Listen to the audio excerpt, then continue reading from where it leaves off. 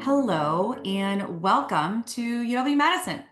We are all here to discuss the MS in Learning Analytics program. And I'm really happy to have you here this evening. Feel free, I know it's sort of dinner time for a lot of people. You can leave your camera on or off, whatever you prefer.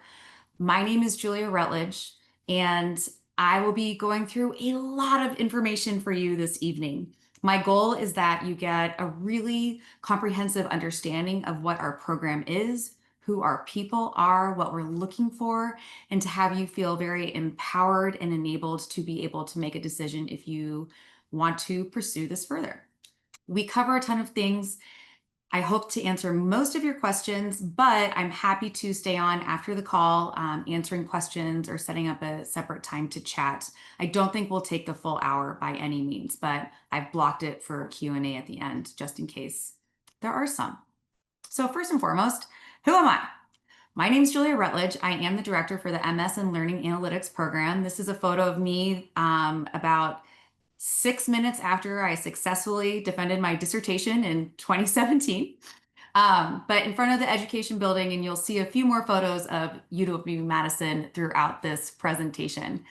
I wear many hats within the program as its director, but most importantly, I'm really hoping that you'll be able to see me as an advocate for you, as an applicant, as a student, and then moving on once you're an alumni. I am constantly writing letters of recommendation to my alumni, for my alumni.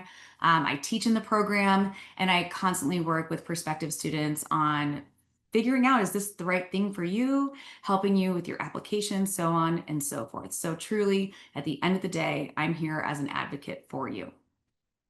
Now, you're all probably here wondering, is this the right program for me? And I'm really glad that you're here and doing your due diligence, because graduate school is a big commitment, and it's something that I want to make sure you feel confident about before you apply. So when people ask, is this the right program for me? I usually like to actually take a step back and ask the question, is this the right field for you? So often I meet with prospective applicants who tell me, oh my gosh, I didn't even know that the field of learning analytics even existed. I care about education. I want to make an impact. I didn't know that this was a possibility. And you're not the only one if that's also what you were thinking. So let's take a 30,000 foot perspective first before diving into the program, and let's look at what the field is, generally speaking. Learning analysts harness data to power educational outcomes. Now, we can talk about educational outcomes from the context of K through 12 classrooms to corporate learning environments, educational technology, and just about everything in between. But we're constantly thinking about learners. And as such, learning analysts really need to be experts in learning. They also need to have expertise in analysis as well as human-centered design. They work with statistics and machine learning, which is pretty common in almost every kind of data analytics program out there. What's more unique to our program is its emphasis on qualitative analysis. And in learning analytics, you need to be able to bring both types of data, quantitative and qualitative, to the fore when you're working with people. They analyze all sorts of data, and trust me, this list is even growing now. And they need to be able to communicate that data as actionable insights to stakeholders. And when I'm talking about stakeholders, learning analysts are often working with stakeholders ranging from students to teachers to administrators to parents to C-level management, depending on the organization that they're within. And ultimately, learning analysts can serve in a variety of roles in a variety of types of organizations, as you can see in the list below. So there is this theme of variety. This is not, it is a niche within the field of education because it's dealing with analytics, but the way in which people are able to implement learning analytics is quite broad. And I think that that's really exciting, and it has that diversity keeps us all on our toes and creates much wider and broader exposure. Okay, so that's the field in general, which I think is always a little bit helpful to explain. And now bringing it back to UW-Madison and our program, I've peppered in some quotes from current and prior students that I think are really helpful, because it is nice to hear from me, of course, but it's even better to hear from other students and their perspectives about the program. And so Christina was talking here about how she leveraged the program to land her current role. She currently is now an academic advisor in Washington State. I'm really excited for her. Was able to achieve that after graduating in 2023. She also talks about stories and storytelling. And this is going to be a theme that you'll see throughout, but it's something that learning analysts are constantly finding the humanity and the stories within data. And I'll show you how we help build that within each of our students, within each of the courses of the curriculum. So at a very broad glance, and I'm going to start from the bottom up, our program was established in 2021. We have a really strong network of current students and alumni. It is 100% online and it is 24 contiguous months. It does start in June. So our next opening will be June of 2026. We do charge $1,000 per credit. There are no other fees. You'll never have to buy a book. All materials are online for you. And it is a total of 30 credits in the program. We do have a cohort model, which is really important, especially for online learning. Learning should never be done in a silo. Learning is collaborative. It is human. You need to be able to talk about it and communicate with it and build relationships with your peers. And so we use a cohort model so that students engage in the same courses with the same folks at the same time to build those relationships. It makes meeting each other at graduation after 2 years of seeing each other on a screen really fun, by the way. And then I can't help it. I've got to brag a little bit. Our program is incredibly proud of this ranking. The Department of Educational Psychology has been ranked #1 in the US by US News and World Report. And we're also housed within the School of Education, which is also ranked #1 in the US by US News and World Report. And so having those two #1 rankings is something that we feel very proud about and that the Learning Analytics program contributes to both of those sterling reputations. So very excited about that, and I couldn't help, I had to throw it in there. Enough bragging, no. Moving on.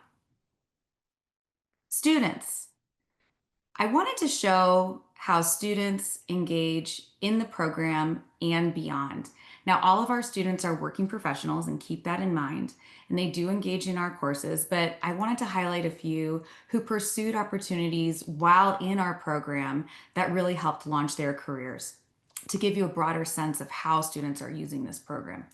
So first we have Anjali. Anjali, while she was a student, ended up getting a fellowship from Harvard with the Strategic Data Project and got this fellowship. After graduating, she completed the fellowship, and she now actually just emailed me. She has a job at Khan Academy as a data scientist. So very excited for her.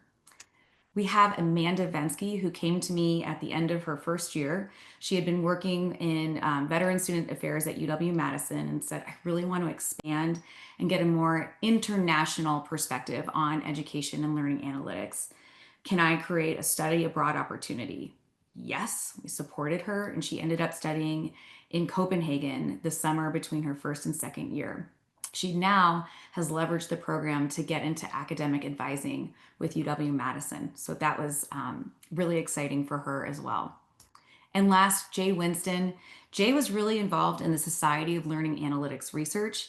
As you get more and more into the field of learning analytics, you'll become more familiar with the society. It's the most eminent professional association for learning analysts. And Jay applied to present at 2 conferences, one in Austin, one in Japan, while she was a student, and ended up attaining scholarships to travel to both, and was able to do that while also working full-time at Exact Sciences. She's since graduated, and actually now she is in corporate training and leadership development with the city of Madison. So some great career moves, and really showing how students make the most of their time. Even as online students, they're still badgers, and they're able to take advantage of different opportunities that come their way while students in the program. This is a quote from Mary. She said, every instructor has been flexible and accommodating. And I start talking about this now because we are all grown-ups. We all have lives. Most of our students all have families, pets, hobbies, all the things. And fitting graduate school into that It takes a lot of self-regulation and motivation, but it also takes some structural flexibility on the program's behalf as well to make sure that we are working for and with you. Our program is incredibly accessible. You can access all of our materials online all over the world, and we do have international students quite a bit. It is, again, 24 contiguous months, and so it's a pretty brief period of time, yet it's still considered a part-time program so that it can accommodate a full work schedule as well. It's flexible. It is asynchronous. So this is a little bit hypocritical, but unlike this virtual session where you have to sit in front of your computer live just listening to me, there is none of that in this program. If we have a video to share with you, you can watch it on your own time. If there's a conversation and a dialogue to be had, then you have the option to meet with a group in person on Zoom or communicate via asynchronous Google Docs and email. This is not in folks' best interest to require them to sit in front of a live lecture a few hours every night of the week. That just doesn't really accommodate with real life. And so due to that, we try to be as flexible as possible. We also try to be multimodal. 24 contiguous months, while it is short in the greater span of things, it can feel like a long time. And so if you're doing the same kind of rhythmic activities for all that time, it gets a little boring. And we do a really good job in working with instructional designers and analysts to ensure that we're bringing in a wide variety of modalities in our assignments to keep you on your toes, to keep you engaged and excited. And last, this program is collaborative. Yes, I did say it's asynchronous, but learning is social. You've got to talk to other people, like I've said before. And so within every course, we structure in collaborative group work each week so that students can digest what's going on individually and then talk about it with peers. And so that structured collaboration happens by I send a survey at the beginning of every semester to find out, do you prefer to meet live on Zoom or asynchronously? I ask when a good time is for you. I group people depending on their logistics, and I track groups every semester with the goal that you work with everybody in your cohort by the time you're finished. The cohort model, again, as I spoke about before, it's building those relationships which are just imperative in graduate school. Casey talked about, and she was one of our first graduates, how all courses were extremely accessible in terms of the layout and the modality in Canvas. Canvas is the LMS that we use. And she says she never felt like she was left in the dust. There was a lot of support. And I'm hoping that you'll see all of those different elements of support by the time we finish with this presentation. Here's our curriculum. It is very colorful, yes, but it is very intentional on how it was built and how it's structured. So in year one, you'll take 4 classes that are all about building fundamental skills. In the very first course called Thinking and Learning, this is the only course where you won't be dealing with data or analysis. Instead, you'll be looking at the theoretical underpinnings of thinking, learning, teaching, and knowing. I teach this course. I love this course. It's a great way for students to get to know each other because within this course, we're constantly asking students to flip the lens on themselves and think about themselves as learners so as to build that theoretical foundation to then foray into research projects and questions in subsequent courses with that really strong understanding underneath it all. We also have a course called Fundamental Statistics that is optional. This is the only optional course in the program. It's for folks who, if you were like me going into graduate school, having not taken a math class since high school, it's if you're feeling a little rusty, if maybe you don't use statistics or quantitative analysis in your day-to-day, or maybe it's been a little while, this course is there as a refresher for you. So I tend to meet with students in the spring to ascertain what would be a better fit for you. Do you think you'll need that or not? And we'll go from there. In the first fall, we have, I wouldn't call it a mixed methods course, but it's unique in that it presents the foundations of qualitative and quantitative research methods. This is pretty different than a typical graduate program, even my own, for instance. And typically, graduate programs will present a series of statistical courses and then maybe 1 or 2 qualitative research intros. In real life, learning analysts are dealing with students who are people, and people are so much more than numbers. So it makes sense to be able to understand how to analyze not only numerical data with quantitative analysis, but also verbal data with qualitative analysis, verbal, visual, conversational, dialogic, so on and so forth. And so we present both types of methods concurrently to students in their first fall so that as growing learning analysts, you can better understand how and when and why to employ a variety of methods either individually or together. I wish I had had a class like that, to be honest with you. In the second, or excuse me, in the first spring, you have the only course that is strictly quantitative. This is more of a survey course and presents quite a few different quantitative methodologies in a potpourri of a way to give you broader exposure. It also brings in quite a bit of information about AI, building large language models, thinking about ethics in AI, data ethics, equity, etc. In the second year, this is all about application. So in the first year, we provide data set options for you to use. We really keep, the lanes pretty narrow for use to ensure that you're engaging in the process and building those foundational skills. In the second year, you're not out in the wild by any means, but it's all about application and building those authentic skills with authentic problems. So in the second summer, you have a course called Quantitative Ethnography. This is a relatively new methodology that employs statistical methods to analyze qualitative data. Sounds like an oxymoron. I assure you it is not. It's fascinating, and we created some really cool podcasts too, which are fun to listen to in the summer. In the fall, this is the only time that students are required to take two courses concurrently. That's instructional design for learning analytics and conversations and visualizations. They were created though side by side, and we ensure that there is a balance and workload between the two. The instructional design course has students working with building in a very structured process, designing a online learning environment that employs learning analytics throughout. And then the conversations and visualizations course is all about communication, because frankly, it's one thing to be able to do a good analysis, which you'll all be able to do at this point, but it's another to communicate it. And frankly, the last thing we want is for graduates to know how to do a great analysis, but never know how to make it come into action.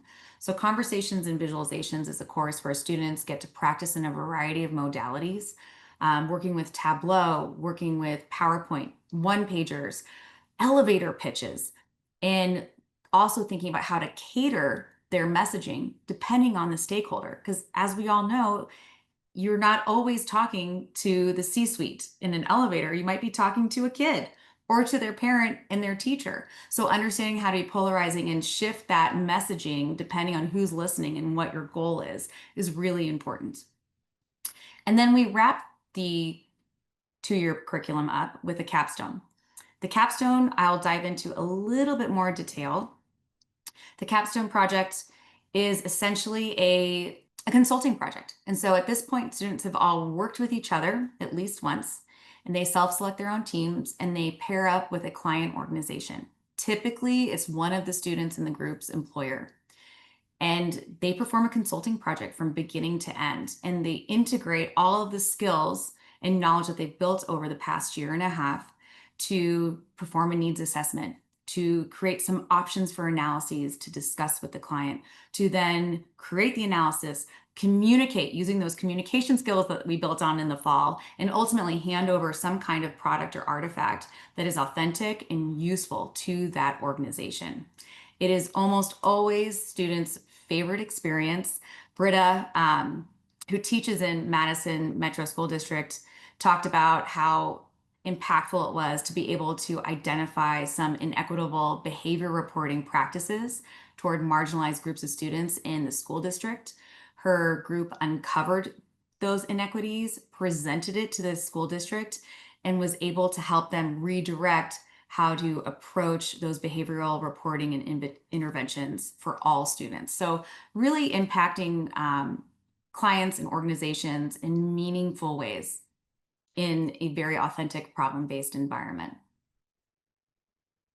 In addition to the capstone, we're trying to create opportunities for students to build their toolkit and to leverage this program into their career move, because no one comes to graduate school to sit still. You're coming in because you either want to pivot into learning analytics or advance within learning analytics.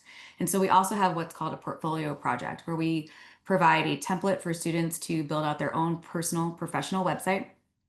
And rather than just listing a degree on your resume as one bullet point, which doesn't say very much about what you've done, this is an artifact that students have been able to hand over to potential employers, showcasing the breadth and depth of the different types of projects that they've been involved in and the skills that they've acquired.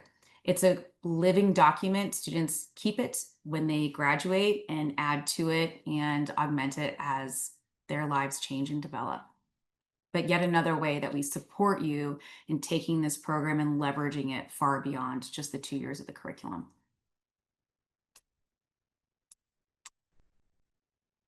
Okay, how does all that happen? It sounds like a lot, right?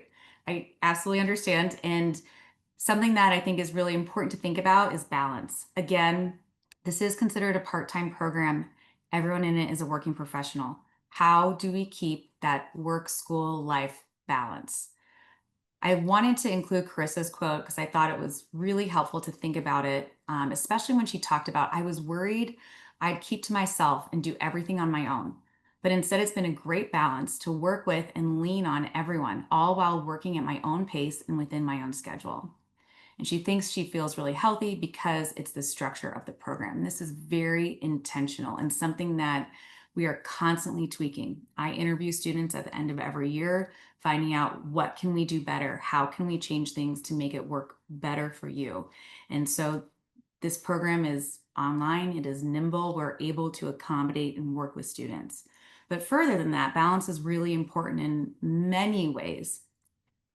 And so I'd like for you to think about that as we look at the curriculum and course design balance in 5 specific ways. So first and foremost is methods that we teach.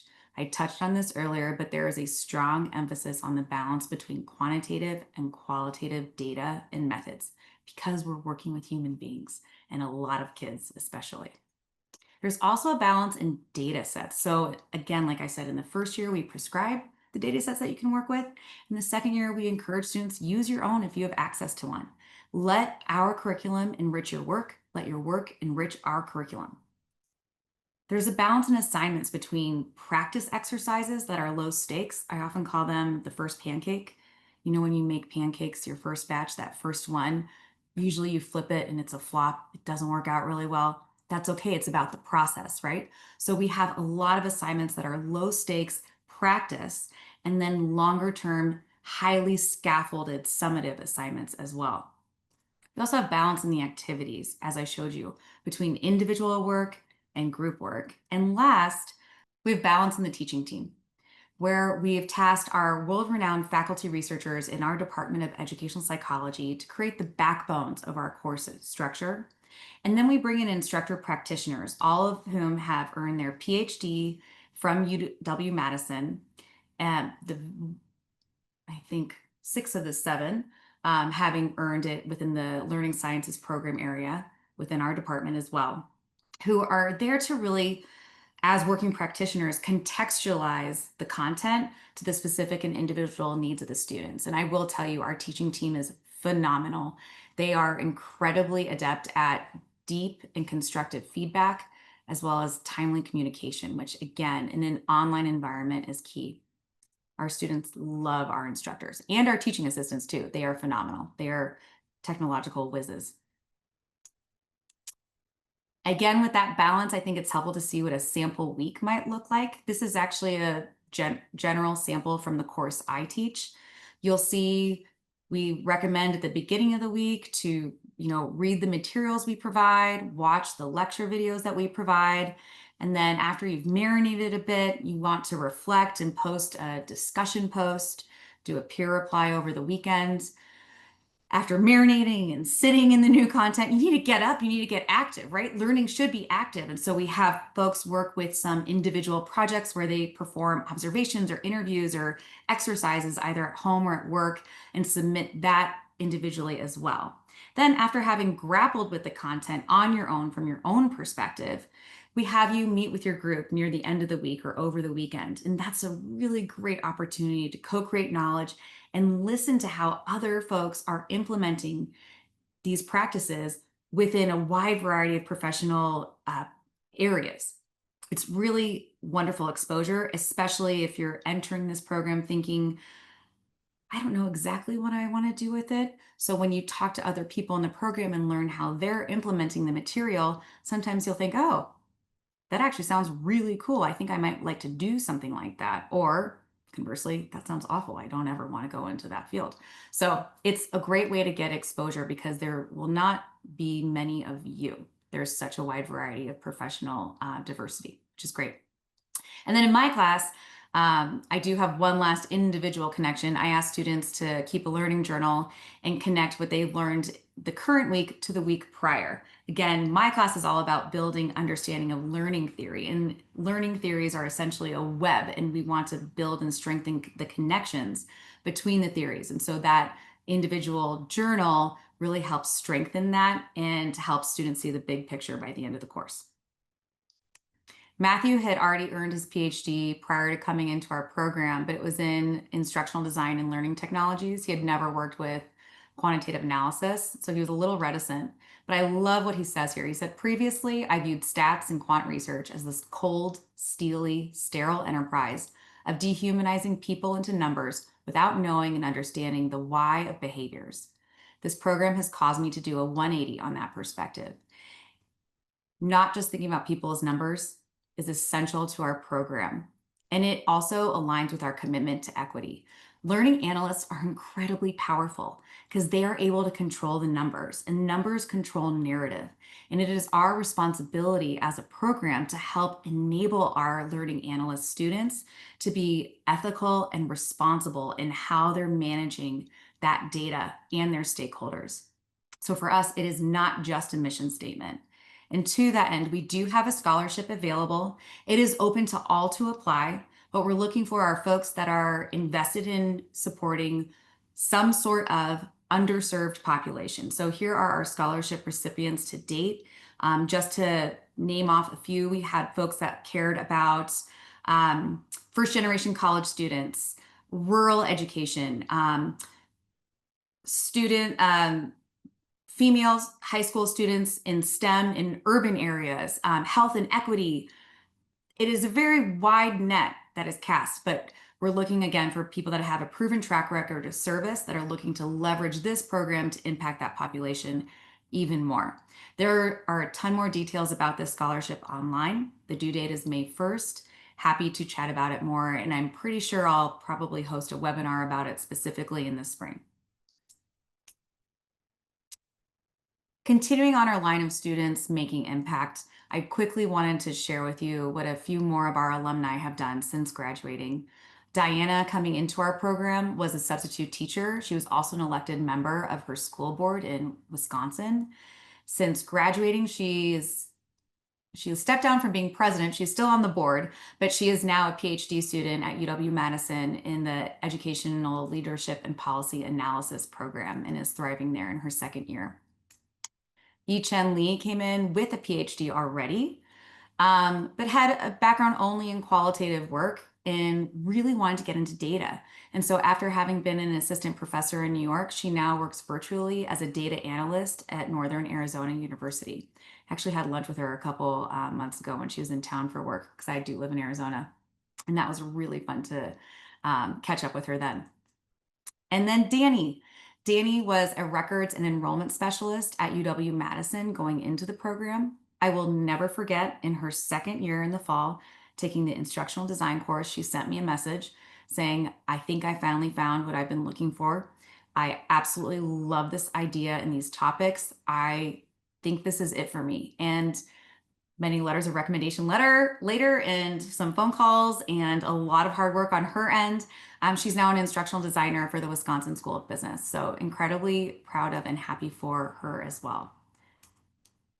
If you're interested in learning more about how students can use the tools in our program and how they're leveraging the program and the skills and the knowledge that they learn into a variety of careers, I am performing a career outlook webinar next month. So you'll have heard some stories tonight, but I'll share even more, and I'll share more specifically about that, also the opportunities that UW offers to all students, including online ones, to help them advance in their career. So feel free, register for that. I believe that link is in the chat. And in thinking about next steps, let's talk about application. So application is relatively straightforward. You do not see a GRE on there. There is no requirement for that. What we do ask for is a statement of purpose, up to 2 pages. And this is really a document for you to write from the first person, talking about why are you interested in our program? What do you think you have in terms of character and work ethic that will help you succeed, and or skills? And how do you hope to use what you learn here? What are your next steps, either specifically or vaguely? And it's okay to be either. We don't expect you to know exactly what you want to do. You will need to include a resume or CV updated. Format, we are agnostic. We don't care. One or the other, whatever you think best represents your work and professional history. You will also need to include your unofficial transcripts. The graduate school requires that your GPA be above a 3.0. Some people may not have had the most successful freshman year many years ago. That is okay. Essentially, if your GPA is below 3.0, talk to me. We won't judge how you acted when you were 18 years old. Some exceptions can be made. So don't let that be a sticker for you at all. Don't worry about that. We can talk about it. And what I usually do, if that is the case, is I ask to see your transcripts right away. We work through it, and then I'll be able to let you know very quickly, we can get past this, don't worry about it, or okay, maybe we'll talk about a different next step. But almost always it's finding a way to help you. And then last, 2 reference contacts that you'll have to include. You do not have to, I don't know how old you are, but for example, for me, I would not go back to a professor I had 20 years ago when I was an undergrad. We want to see someone who's a little bit more current. That could be a professor that you've had, or could be a manager, or even a colleague. But essentially, we want someone to talk about your character and your work ethic. We want someone to be able to write a letter about you who actually do know you and can attest to your persistence, self-regulation, all the qualities that anyone needs to be successful in a graduate program. The process is very straightforward. We do take rolling applications, which means even though our due date is May 1st, I've already admitted students into the program for 2026. Students can apply at any time, and our job is to get you a response as quickly as possible. We're all grown-ups. You need to plan in advance. We get that. Also, needless to say, the earlier you apply, the better chances you do have to get in, because we do cap it, and it is a relatively small program. So I definitely encourage students, especially if you are international, there tends to be more paperwork. Try to get that application in earlier than later. What happens is once you submit that application and your reference letters come in, I will then take that packet and I will bring it to our faculty admissions committee. I am a member of that. And we try to meet within 3 business days of you submitting your application. We usually meet twice a week on the regular basis. Our goal is to get you a response as soon as possible. I will communicate that decision to you via an email. Let's assume, for this slide's sake, it is a green light. If I send you the green light email, then I take your application packet, I forward it to the graduate school at UW-Madison, who will then contact you and request your official transcripts. They will then perform a GPA degree audit to ensure that, yes, you are indeed the person you say you are. This can take up to 2 weeks, but I've seen it get turned around in as little as 3 days before as well. It just depends on the time of year and how busy they are. Then they will communicate to you their ultimate decision via email. And I've never recommended someone for admission that has been denied by the graduate school. And knock on wood, I don't want to change that record anytime soon. But I'm pretty good at, when I first talk to you, letting you know if this is a viable route for you to take, and then how I can best help you get there. So speaking of support, I talked a lot about support while you're a student in the program. I alluded to supports for after you're a student and an alumni in the program. But when you're an applicant to the program, there's opportunities as well. So first, let's talk. Even though this is not part of the formal application process, an informal phone call can be incredibly helpful for both of us to help ascertain if this is a good fit for your goals and your lifestyle. If we meet and you let me know, yep, this is a good fit, then I can offer you a fee waiver. It's worth $75. It'll cover your application fee. And I have a limited amount of those that I give out, but when we meet and we're both feeling, yes, this is a great fit, please take advantage of that opportunity. It's a little bit, but it does go a long way. I also offer something called Application Power Hour. This is something I'm starting actually this year, and I've already hosted a couple of them.